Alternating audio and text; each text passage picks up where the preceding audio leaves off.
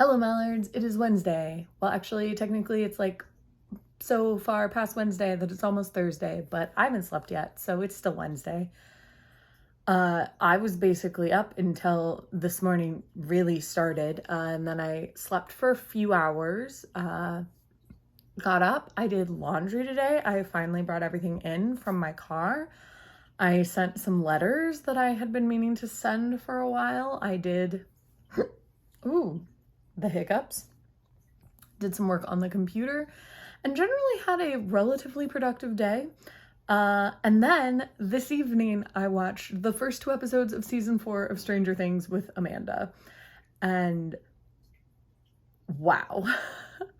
So the show had like a content warning for violence against children, which I was like, I feel like that's a thing in Stranger Things all the time, and I haven't seen this content warning before. I was wrong. I was very wrong. Spoilers for season 4 of Stranger Things. Get ready. So at the end of episode 1, there's this girl, Chrissy. She's a cheerleader. She's been having hallucinations where her mother calls her fat. She clearly also has bulimia and like some suffering. And she starts levitating and then gets like sucked up to the ceiling like it's season 1 of Supernatural or something, and then all of her limbs get like bent and broken and her eyes fall out and or get squished like grapes, I think probably is a better description, but her eyes get like yanked out and her whole body gets crushed, and it's really graphic and really gross. And Stranger Things like hasn't shied away from graphic violence, especially in series 3, but like this felt kind of next level. And they introduced the new big bad, who we'd sort of gotten a glimpse of at the end of season 3, but like some sort of more humanoid creature who's maybe in charge in the Upside Down and who's gathering power. And I'm not entirely sure yet how it is that he's reaching the people that he's reaching on this side, but at the end of episode 2, he levitated this guy who works with Nancy at the paper.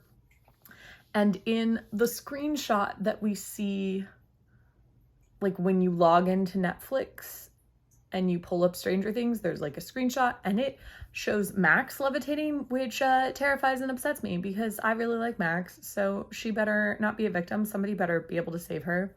Otherwise, I'm really going to think that this show has something very against redheads. And by that, I mean that the Duffer Brothers have something very against redheads because they're like, no. Also, this redhead has got to go.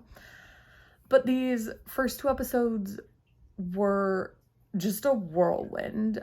So only in episode 2 do we really get like just the tiniest bit of Hopper, who we got in a stinger at the end of last season, was still alive.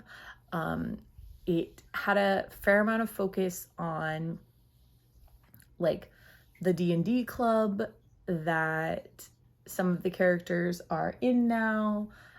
They're in high school now, and also like Will and Elle are living in California instead of Indiana. So like you're sort of flipping back and forth between those 2 places, which is interesting. There's a lot going on with Elle. She wrote letters to Mike that she like loved her life and school was going really, really well, and all of that was lies. And that's interesting because Elle's the one who like accuses people of lying all the time and did it to Will.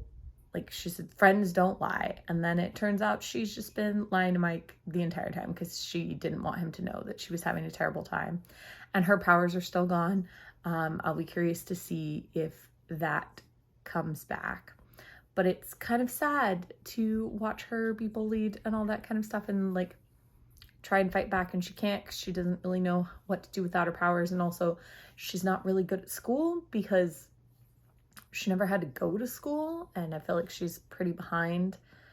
And so there's drama happening there. There's something as yet to be determined going on with Will, but I love Will and I will be curious to see his character development because I feel like he didn't really get a lot of it in the other series. Like there was a lot of focus on people that weren't Will, even though he came back because like obviously in the first series like Will Byers thing is that he's just like gone.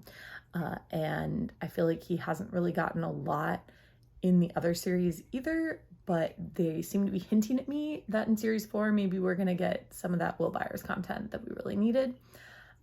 Nancy is killing it as a reporter. I'm really enjoying that. And Steve Harrington and Robin are still working together now at the video store, and they're giving me life at every moment.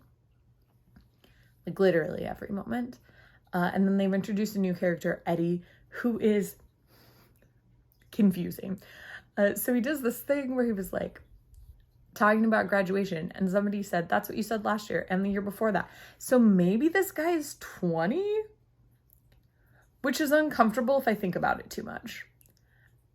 So I'd like to believe that he just like said he was going to graduate as a sophomore and he's really only just 18, because otherwise he's like,